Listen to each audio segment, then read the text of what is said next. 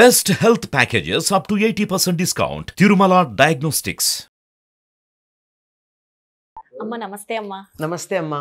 అమ్మా కొంతమందికి రాత్రి పడుకున్నప్పుడు నిద్రలో ఛాతి మీద ఎవరో కూర్చున్నట్టు ఏదో అవుతున్నట్టు వస్తుంది కదమ్మా, ఎందుకు అలా జరుగుతుందంటారు?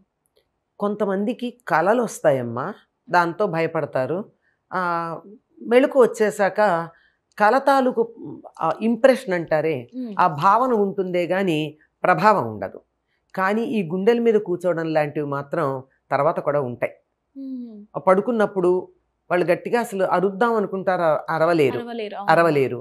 ఎవరికన్నా చెప్దామనుకుంటారు, చెప్పలేరు.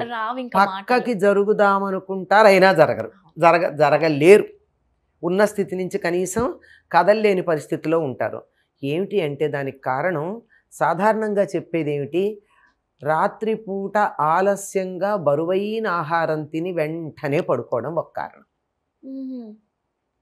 అప్పుడు గుండెలు పట్టేసినట్టు, గుండెల మీద ఎవరో కూర్చున్నట్టు అనిపిస్తూ ఉంటుంది. ఇది ఒక కారణం. ఇది మాత్రమే కారణం కాదు, ఇది ఒక కారణం. అట్లాగే పీక నొక్కేసినట్టు అనిపిస్తుంది చాలామందికి. ఎక్కడికో ప్రాణం వెళ్ళిపోయినట్టు, తను సొమసిల్లిపోయినట్టు, స్పృహ లేనట్టు, ఇంకా అసలు తను ఏమైపోయానో తెలియనన్న భావన కలుగుతూ ఉంటుంది. ఆ దానికి కారణం నీళ్లు సరిగ్గా తాగకపోవడం. అందుకే మనకు పూర్వం పెద్దవాళ్ళు చెప్పేవాళ్ళు, జనరల్గా చేయమని చెప్పినటువంటిది అదొక నియమంగా చెప్పారు. ఏమంటే భోజనం చేసిన తర్వాత కనీసం గంట, 3 గంటలు చాలా గొప్ప అనుకో. అసలు ఆదర్శప్రాయంగా భోజనం అయ్యాక 3 గంటలు ఆగితే కానీ పడుకోకూడదు. కనీసం గంట, 1 గంట ఆగి అయిన తర్వాత కాళ్ళు చేతులు కడుక్కుని మంచినీళ్ళు తాగి పడుకుంటే ఈ సమస్యలు చాలా వరకు ఉండవు. ఇక్కడ కాళ్ళు చేతులు కడుక్కోవడం అన్న దాంట్లో 2 అంశాలు ఉన్నాయి. ఒకటి బయట నుంచి వచ్చినప్పుడు ఉండే దుమ్ము దుట్ర అవన్నీ పోవడం ఒకటి. కాళ్ళు కడుక్కునేప్పుడు మనకు కూడా చూడండి, కాళ్ళు కడుక్కుంటే ఎంత హాయిగానో అనిపిస్తుంది. అంటే ఎంతో చికాకంతా కాళ్ళ దగ్గర ఉంటుంది. అది పోవడం ఒకటితో పాటు కాళ్ళు కడుక్కోవడం అనే మాటకి ఇంకో అర్థం ఏమిటంటే మనకి టాయిలెట్కి వెళ్ళి వచ్చేసేయడం. అది దానికోసం లేచేటప్పటికి ఏమవుతుంది, నిద్రాభంగం అవుతుంది. అందుకని ఆ కాలకృత్యాల్లో 1వ నంబర్ కాలకృత్యాన్ని తీర్చుకుని కాళ్ళు కడుక్కుని హాయిగా పడుకుని ఉన్నట్టయితే హాయిగా నిద్రపడుతుంది. ఇది గమనించుకుని ఎవరెవరైతే మాకు పడుకోగానే ఛాతీ మీద తరచుగా ఎవరో కూర్చున్నట్టు, పీక నొక్కుతున్నట్టు, లేదా నా అంతటి నాకే పీక ఎండిపోతున్నట్టు ఇట్లాంటి భావనలు వస్తాయే, అట్లా వచ్చినటువంటి వాళ్ళు గమనించండి. ఏ రోజు నొచ్చిందో ఆ రోజు మీరు ఎప్పుడు అన్నం తిన్నారు, ఏం తిన్నారు. చాలా బరువైన పదార్థాలు ఉంటాయి కదమ్మా.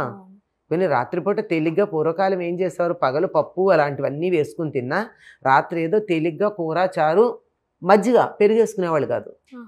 పెరిగేసుకోకూడదు, కూర చారు మజ్జిగ, ఇంకా కొంతమంది అయితే పాలన్నం, ఇలా తిని పడుకునేవారు, హాయిగా నిద్రపట్టేది. రాత్రిపూట బరువైనటువంటి పదార్థాలు ఇప్పుడు చాలా ఉన్నాయి. బరువు అంటే నీ పేర్లు చెప్పక్కర్లేదు, అట్లాంటివి రకరకాలు. అలాంటివి తినేసి 1 గంట కూడా కాకుండా పడుకుంటే ఏమవుతుంది, దాంతో ఎప్పుడైతే బరువైన ఆహారం తిన్నామో నీళ్లు కూడా ఎక్కువ అవసరం. నూనెతో ఉన్నటువంటి సరుకులు తింటే నీళ్లు ఎక్కువ అవసరం అవుతాయి. నెయ్యి ఎక్కువ వేసుకున్నా, బాగా ఆయిలీ ఫుడ్స్ అంటారే, డ్రై ఏంటి ఫ్రైడ్, ఇవన్నీ తిన్నట్టయితే, మసాలాలు ఎక్కువ ఉన్నవి తిన్నా వాటికి నీళ్ళు ఎక్కువ అవసరం అవుతాయి, మంచినీళ్ళు. అవి తాగకపోయేటప్పటికి కూడా ఈ గొంతంతా ఎండిపోయినట్టు, తడారిపోయినట్టు అనిపిస్తుంది. అందులో పూర్వం మాకు చిన్నప్పుడు చెప్పేవారు, నవ్వొచ్చేది మాకు, నిజమా అని. ముందరేమో భయం వేసేది, తర్వాత అలా చెప్పినందుకు నవ్వు వచ్చేది. ఏమిటంటే మంచినీళ్ళు తాగకుండా పడుకుంటే ఆ జీవుడు వెళ్ళిపోయి మంచినీళ్ళ కుండలు ఎక్కడున్నాయో వెతుక్కుంటాడు, తీరా లోపలికి వెళ్ళాక పైన ఎవరైనా మూత పెడితే అందులోంచి రాలేక ఇరుక్కుపోతాడు, అందులో మంచినీళ్ళు తాగు పడుకోండి అని చెప్పేవాళ్ళు. అంటే మనకు అదంతా చెప్తే భయంగా అనిపిస్తుంది మొదట్లో, తర్వాత అది అలవాటైపోయింది. అంటే పడుకోబోయే ముందు 1 గ్లాసుడు మంచినీళ్ళు తాగి పడుకోవాలి అని. అయితే చాలా మంది అమ్మ ఇలా అనుకోరు, బరువైన ఫుడ్ తీసుకోవడం వల్ల, సరిగ్గా నీళ్ళు తాగడం అలా అనుకోరు, ఇంకేదో జరుగుతుందేమో, దయ్యాలేదన్నా. ఇప్పుడు అందరికి అదే కదా. అసలు శాస్త్ర విజ్ఞానం పెంపొందిన దగ్గర నుంచి మూఢాచారాలు, మూఢనమ్మకాలు అక్కర్లేదని పూజలు పునస్కారాల దగ్గర చెప్తారు. కానీ సంప్రదాయం పాటించమంటే మూఢాచారం అని చెప్పి మానేస్తారు. కానీ ఇట్లాంటి వాటి దగ్గర అక్కర్లేని చోట పరమ మూర్ఖులుగా పరమ మూఢులుగా ప్రవర్తిస్తున్నారు ఆధునికులు, ముఖ్యంగా చదువుకున్నటువంటి వాళ్ళు కూడా. ముందర గమనించండి, ఏం తింటే మీకు గుండెలు బరువెక్కాయి, ఏం తింటే ఇక్కడ ఎవరో కూర్చున్నటువంటి భావన కలిగింది. ఏమవుతుందమ్మా, తిన్నప్పుడు అరక్కపోతే ఏమవుతుంది, లోపల యాసిడ్ ఫామ్ అవుతుంది. ఎసిటీ అంటూ ఉంటారు కదా, గ్యాస్ ఎక్కువైతే అది అక్కడికి వచ్చేప్పటికి ఎక్కడికి తన్నుతుంది, ఎగదన్నుతుంది, ఇక్కడికి వస్తుంది. ఇక్కడికి వచ్చేటప్పటికి ఇక్కడ బరువు ఎక్కుతుంది. లోపల వచ్చింది అనుకో, బయట నుంచి ఎవరో కొడుతున్నారు, బరువు వచ్చిందన్న భావన వస్తుంది. అది ఇలా వెళ్ళేటటువంటి వాళ్ళు ఇది తరచుగా ఇవన్నీ గమనించిన తర్వాత కూడా ఇవేమీ లేని సందర్భాల్లో వస్తే అప్పుడు కొంచెం ఒక్కసారి మన డైజెస్టివ్ సిస్టంలో ఏం తేడా ఉందో వెళ్ళి దానికి సంబంధించింది ఎక్కడన్నా మీకు డైజెషన్ బాగాలేదా, జీర్ణకోశంలో తేడా ఉందా, ఏమన్నా అల్సర్స్ లాంటివి ఉన్నాయో, ఇంకేమన్నా ఉన్నాయో, ఇవేమని చెప్పలేము, పేర్లు మనకేం తెలుసు, డాక్టర్ల దగ్గరికి వెళ్తే చెప్తారు. అవి ఏమన్నా ఉన్నాయో మనం అప్పుడు గమనించాలి. కానీ ఈ కండిషన్స్ లేకుండా ఉంటే ఆలోచించాలి. కానీ ఇందులో ఏ ఒక్కటి ఉన్నా మనం భయపడాల్సిన పని లేదు, జాగ్రత్తలు తీసుకోవచ్చు. అమ్మ ఇంకొంతమందికి ఎలా అంటే జస్ట్ నిద్రలో జలకు ఇట్లా వస్తుంది కదా పడుకోగానే, అదే రకం అంటారమ్మా? అది పెద్ద విషయం ఏం లేదమ్మా. మా శరీరమును మైండ్ రెండు సెట్ కాలేదు, ఇంకా సింక్రనైజ్ కాల.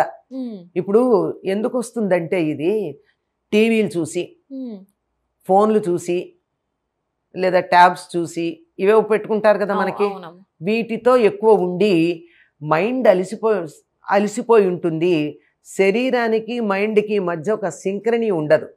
శరీరం పడుకుందాం అనుకుంటుంది, మైండ్ మాత్రం ఇంకా స్క్రీన్ టైం ఎక్కువ అయ్యేటప్పటికి అది బాగా అవేకనింగ్గా ఉంటుంది కదా, దాంతో అది వెంటనే రాదు. అందుకు అంచేత ఒక జర్కు వచ్చాక మళ్ళీ వాళ్ళు సర్దుకుంటారు, ఏం పెద్ద సమస్య కూడా లేదు. పిల్లలు కూడా నిద్దట్లు ఇలా ఉలిక్కి పడుతూ ఉంటారు, ఏమీ లేదమ్మా, అది పెద్ద సమస్య ఏం కాదు. శరీరము మనస్సు సింక్రనీ కొద్దిగా, దానివల్ల ప్రమాదము లేదు, ఏమీ లేదు, జస్ట్ అన్ అడ్జస్ట్మెంట్ అంతే, సమస్య ఏం కాదు. నమస్తే అమ్మ, చాలా బాగా నమస్తే అమ్మా.